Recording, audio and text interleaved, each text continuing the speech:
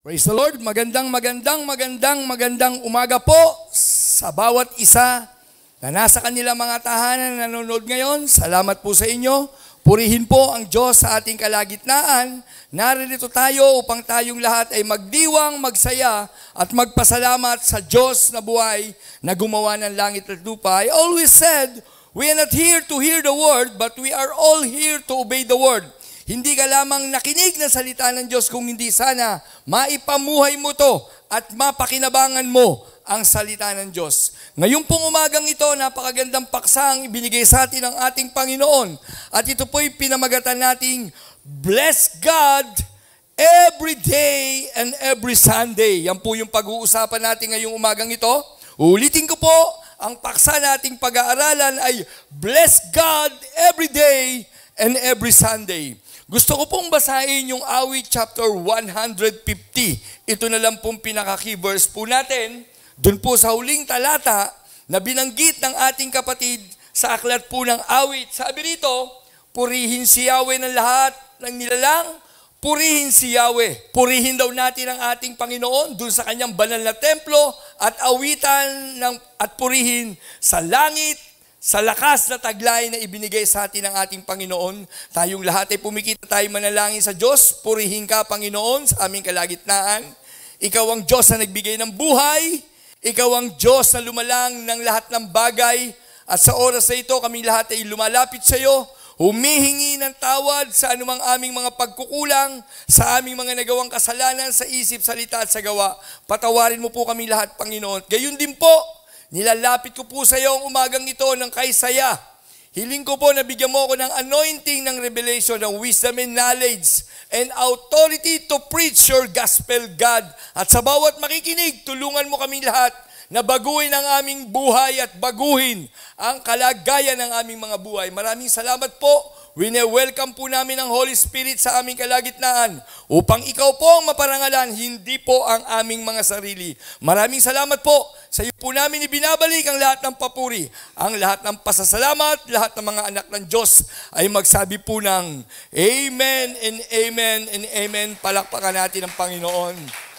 In this morning, bless God in our life. Ako po'y natutuwa at naniniwala na ang Diyos ay hindi nagkulang ng lahat ng pagpapala para sa bawat isa po sa atin. Katulad po ng binanggit ni Haring David dito po sa aklat ng Awit, nakakatuwang isipin na merong Diyos pala na sa bawat araw ng buhay mo na dapat mong pasalamatan. Merong Diyos pala na nagbibigay ng iyong mga pangangailangan at merong Diyos pala na tumutugon ng lahat nating pasanin, problema sa ating mga buhay. Kaya ngayong umagang ito, naniniwala ako, kung ikaw man ay nanonood ngayon, you are blessed by God, ikaw ay pinili ng Diyos upang siya'y dakilain at pasalamatan. At sa umagang ito, pag-aaralan natin about bless God every day and every Sunday. Pinili tayo ng Diyos. Sabi kanina ng ating worship leader, hindi aksidente kung bakit ka naririto.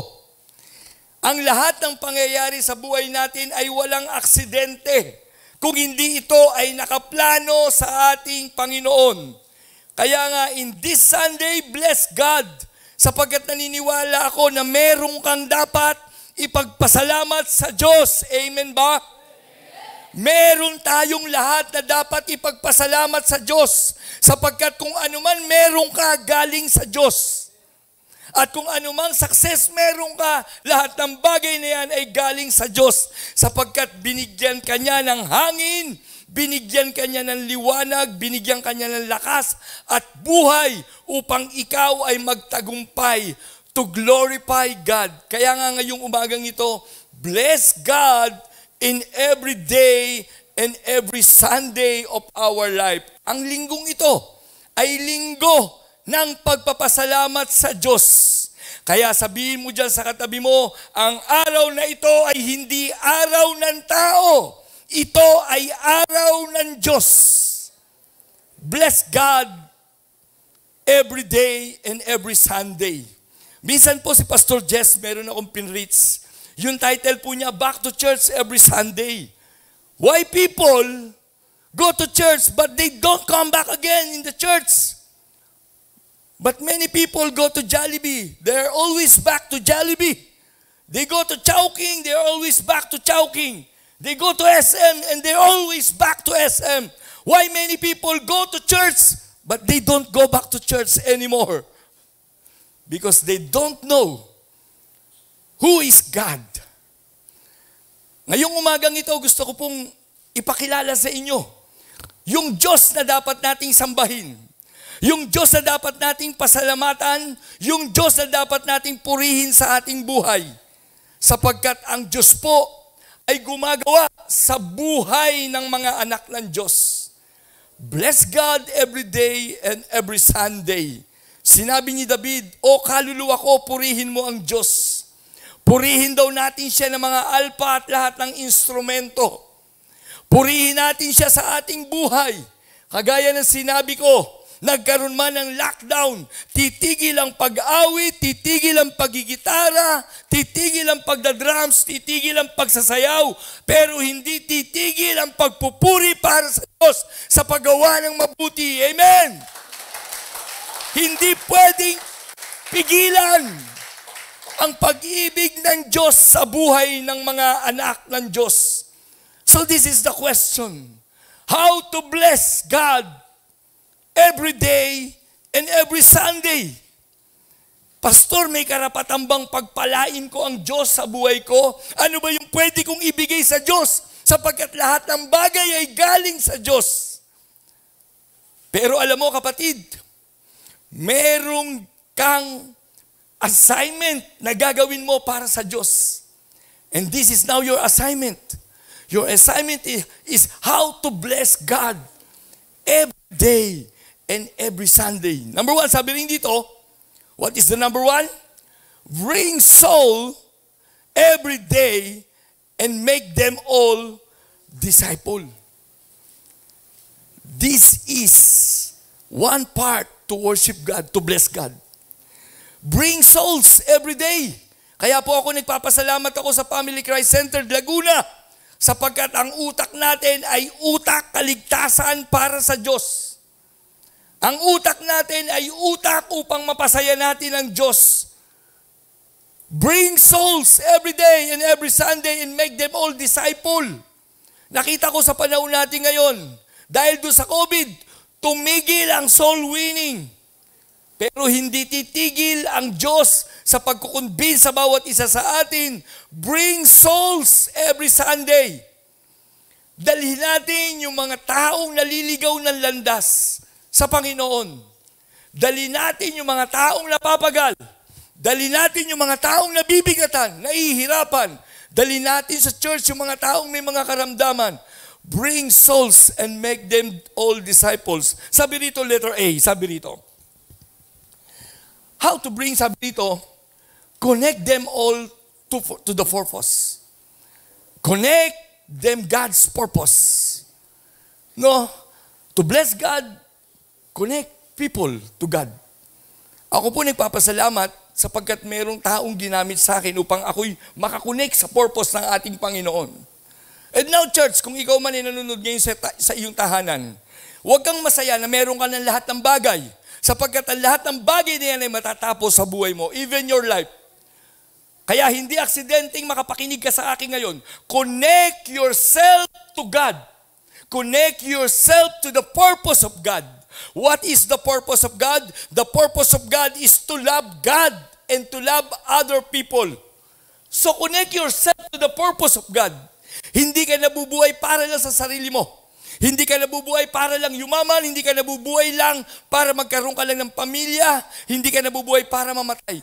Nabubuhay ka for one reason, for have a purpose. Because we are all a man of purpose.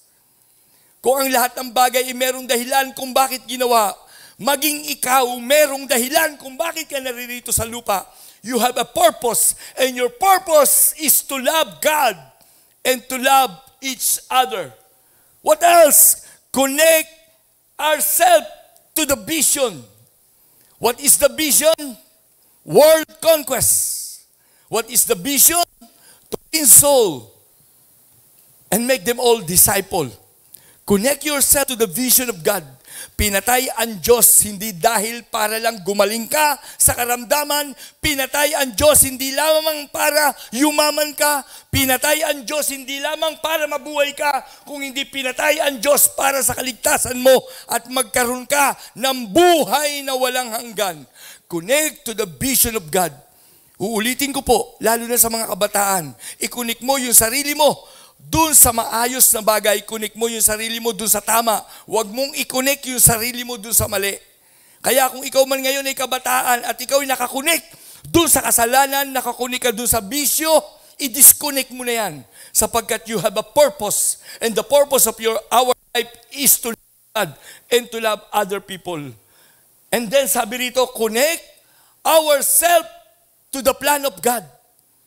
Ikunik mo.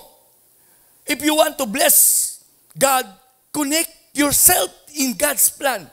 Huwag lang sa sarili mong plano. If you want to bless God, connect yourself into the purpose of God. If you want to bless God today, do the purpose of your life. Sabi rito, the plan of God. Connect ourselves to the plan of God. Ako po nung nakakunik ang buhay ko nung araw sa plano ng demonyo at ang plano ng demonyo sa John 10:10 to what?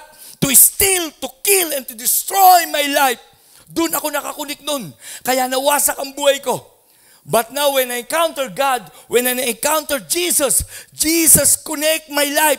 Jesus connect my heart into the purpose, into the vision, and to the plan of God. And what is the plan of God? The plan of God is to change your life, to change many life. Bless God to change our life, to change many life. Bless God to use your life, to become useful life. We are not useless life. We are all useful. If you want to bless this morning our God, connect yourself to become useful life. What else, Pastor? What is the plan of God? The plan of God is to bless your life, to become a channel of blessing of this world. If you want to bless God in this morning, not only to change your life, not only to use your life, but God wants to bless our life. To become what? To become a channel of blessing to other people. Ngayong umagang ito naniniwala ako, naiintindihan mo kung bakit ka binago. Naiintindihan mo kung bakit ka ginagamit ng Panginoon. At dapat mong maintindihan kung bakit kanya pagpapalain. For only one reason, to bless and to worship our God. Number 2, how to bless our God every day and every Sunday. Number 2, sabi rito, prepare your physical and emotional and spiritual life to worship God in the spirit and truth. This is the second. If you want to bless your life, always prepare yourself in a good assignment. Prepare your physical. Dapat ngayong umagang ito sa pagsamba mo, marunong kang tumaas ng kamay. Marunong kumanta ang mga bibig mo. Marunong makinig ang mga tenga mo. Marunong tumaas ng kamay ang iyong mga kamay. At marunong ang buhay o ang physical na katawan mo to worship our God. Not only our physical but also our emotional. Kung ano man yung mga pangyayaring nakasakit sa iyo sa pagsamba mo sa ating Panginoon, ihanda mo ang puso mo, ihanda mo ang damdamin mo upang maging kalugod-lugod sa iyo, sa Diyos, at ang buhay mo sa pagpupuri sa Panginoon. Prepare our physical and our emotional to worship, to bless our God. Maraming tao nagwo-worship kay Lord, but they are all emotionally. Iniisip yung mga pangit na nangyari sa buhay nila. Iniisip yung mga kabiguan sa buhay nila. But church, there is only one God to help you. In this morning, if you want to bless our God, not only singing, not only dancing, but prepare yourself, your physical, your emotional. And number 3, God said, your spiritual life. Because God is spirit. prepare God's Spirit in our life. No, napakasarap po, church, kagaya ko. Hindi po ako lumaking mabait. Hindi po ako lumaking santo. Lumaki po ako sa magulong pamilya, but God changed me. And now God used me. So I prepare always my physical body and my emotion na hindi ako dapat madaling magalit. So sabi rito, letter A, bless God in the times of trial. Do you want to bless God? Not emotionally, not physically, na pag sinaktan ka, saktan mo rin physically. If you want to bless God in the times of trial. Pastor, paano bang i-bless ang Panginoon sa time ng mga pagsubok, sa time ng mga kabiguan? Ako, lagi ko sinasabi, lahat ng nangyayari sa buhay mo, ikaw may sinaktan, ikaw man ay nilait, ikaw man ay pinagkaitan ng pagmamahal. I always said, alam ng Diyos ang nangyayari lahat sa buhay natin. Kaya nga sabi ko, pwedeng umiyak, pero hindi pwedeng, hindi ako sasamba sa Diyos. Because I know, lahat ng nangyayari sa buhay ko, ito'y isang pagsubok lang upang patunayan ko sa Panginoon na mahal ko ang Diyos. Bless God in the times of trial. Hindi natutuwa ang Diyos na ikaw ay namumroblema. Hindi natutuwa ang Diyos na ikaw ay may karamdaman. Hindi natutuwa ang Diyos na mahirap ang buhay mo. Nalulungkot ang Diyos. Pero alam mo ba, sa mga time ng trial, sa mga time ng pagsubok mo, isa lang ang alam ko, ipinagmamalaki ka ng Diyos. Amen? Sino rito ngayon nasa time ng pagsubok? Ang pagsubok na yan ang gagamitin ng Diyos upang ipagmalaki ka niya sa kaaway. Na kahit ang anak ko naghihirap, kahit ang anak ko may sakit, marunong sumambayan sa akin every Sunday. Bless God in the times of trial. Nung mabuo ang Christ-centered Laguna, hindi madaling i-labor ni Pastor Jess na itong lagunang ito ay sinisimulan natin. Wala akong nakitang ganitong karaming tao. Isa lang ang nakikita ko, kasama ko ang Diyos. And every time when I pray and encounter God, sabi ko, Lord, help me. Hindi ko po kaya to, Panginoon. And God always said me, Jess, I always hear. Nandiyan ako lagi, Jess, katabi mo ako. Sabi niya, binibless kita in the times of trial. Wala ka mang makain, sabi niya, pero alam mo ba, hindi ka magkakasakit. Meron dyan maraming pagkain, pero nagkakasakit. Pero sabi niya, Jess, hindi pagkain ang bumubuhay sa buhay ng isang tao, kung hindi ang lakas at kapangyarihan ng Diyos. Sabi ng Diyos sa Filipos 4:13, be strong to the Lord. Nabubuhay tayo dahil sa lakas na kaloob sa atin ng ating Panginoon. So, now, if you are in the trials, if you are in the conflict of your life, don't miss to understand God is always within us. Lagi siya nandiyan dyan sa tabi mo. At kung ikaw ay nasasaktan, mas nasasaktan ng Diyos. At kung ikaw man ay nahihirapan, mas nahirapan ng Diyos nung pasanin niya ang krus. At kung ikaw mga yon ay naghihirap, mayaman ang tatay natin sa langit, hindi siya mahirap. Bless God in the times of trial. Letter B, sabi rito, bless God. If you want to bless God in the times of blessing. Bless God in the times of trial. Pastor, how to bless God in the times of blessing? Sabi ng John 15:8, napaparangalan daw ang Diyos kung tayong lahat ay namumunga ng sagana. So hindi pala gusto ng Diyos na maging mahirap ka. Ang gusto pala ng Diyos ay maging masagana ang buhay mo. Nung isang araw po, tuwan-tuwa ako sa Panginoon. Kasi nung kailang buwan, sabi ng anak ko sa akin, Daddy, bilang mo naman ako ng motor na rider. Ako po bilang ama, ang legacy ko sa buhay ko at ang pangarap ko kung anumang pangit na naranasan ko sa aking pamilya, Ayoko maranasan ng anak ko. Kaya kung ang anak ko ay may hinihingi sa akin, parang Diyos ito eh. Masakit sa puso ng Diyos kung hindi ka niya bibigyan at meron rin lang naman ang iyong ama dito sa lupa. Pero kung wala, magtiis ka. Pero alam mo, yung ama natin sa langit, hindi ka kayang tiisin nun. Ang nagiging problema lang sa buhay mo ay yung bara. Ano yung bara? Kasalanan. Yan ang sabi ng Isaiah chapter 59 verse 1. Ngunit ang sala mo ang nagiging dahilan kung bakit hindi ko may pagkaloob sa'yo ang lahat mong pangangailangan. Bless God in the times of blessing. Sabi ni Joshua sa akin, Daddy, bilang mo naman ako ng motor. Anong motor, anak? Yung rider.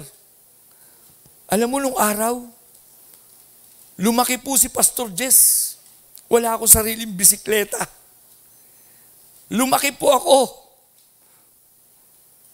Sabi ko, Lord, maglilingkod ako sa iyo, Panginoon. At ang pinakamasakit sa akin ngayon bilang ama, yung hihingi ang anak ko na wala akong may bibigay.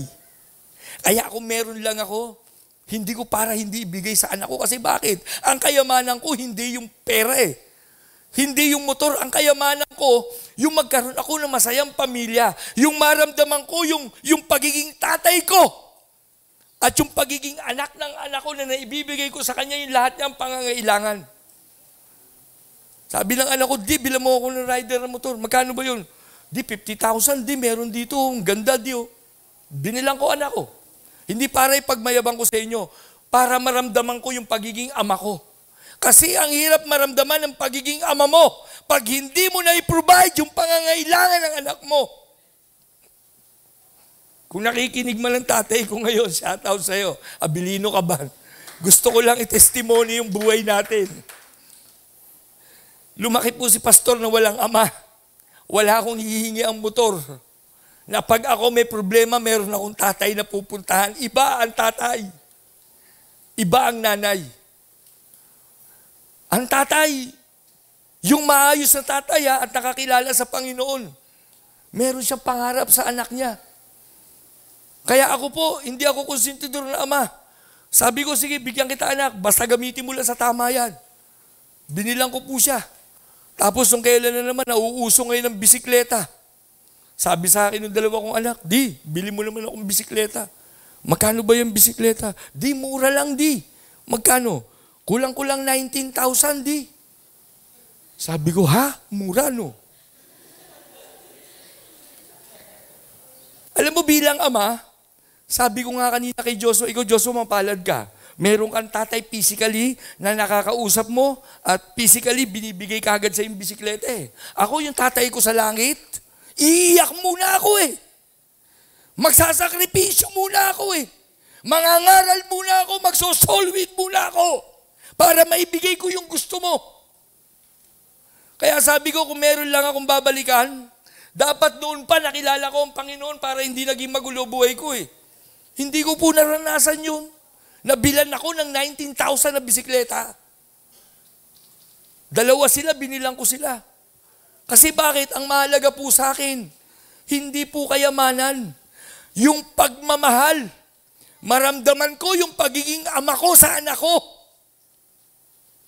Ang sarap palang maranasan na bilang ama, we bless God in the time of blessing.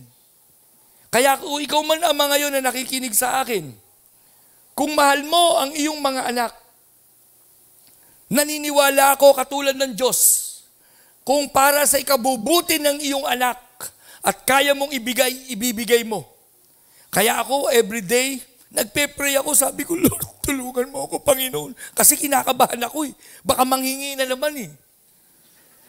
Di ba? Saan ako kukuha? Siya pag nangingi, meron siyang tatay na hihingian. Ako yung tatay ko, hindi ko nakikita eh. Tay, nasan ka ba tay? Yung tatay ko, sabi ng John 4:24, ay espiritu. Kaya dapat ko siyang sambahin sa espiritu at katotohanan. Bless God in the time of blessing. Papaano mo ba i-bless ang Panginoon sa time ng kasaganahan mo? Meron bang mga taong natutuwa sa'yo? O meron mga taong nagagalit sa'yo? Dahil madamot ka. We are all, I believe, we are all a channel of blessing. We are all a river of blessing. Kaya nga, don't miss opportunity to bless God in the times of trial and even in the times of blessing. Sana pagka-bless ka ng Panginoon, pagpalain mo ang other people. Come on, say to your neighbor. Sabi mo yan dyan sa katabi mo. Sabi mo, pag bless ka ng Diyos, bless mo yung other people. Bless mo yung kapitbahay mo. Bless mo church. Amen. Last, sabi rito, how to bless God every day and every Sunday? Sabi rito, seek ye first the King of all kings and His righteousness, and all these things shall be added unto us. Unto you. Isik mo raw, unahin mo raw yung dapat mong unahin. Unahin mo yung hari ng mga hari. Upang ano? Upang patunayan niya sa'yo yung pagiging ama niya. Kaya nga ngayong umagang ito, church, if you want to bless God, seek ye first the kingdom of God. Seek ye first the King. Huwag mong tignan yung ibinibigay. Ang isik mo yung nagbibigay. Kasi kadalasan nakatingin sa ibinigay. Kung ikaw man ay binigyan ng magandang asawa, isik mo pa rin ang ating Panginoon. Kung ikaw man ay binigyan ng Panginoon ng magandang trabaho, isik mo pa rin ang ating Panginoon. Meaning to say, tumingin ka doon sa nagbibigay, hindi sa ibinigay. How to bless God? Seek ye first the King of all kings.